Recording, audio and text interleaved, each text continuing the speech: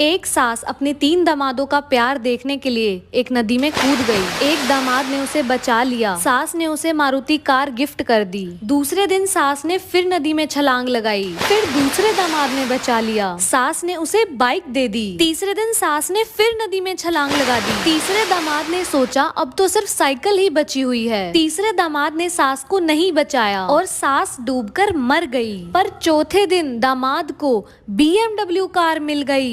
पूछो कैसे? ससुर ने दी। तुम लड़की हो, इतनी जोर से मत हंसो। इतनी लड़कों की दोस्त मत बनो। जब तुम सपने देखोगी तो बहुत सवाल उठेंगे।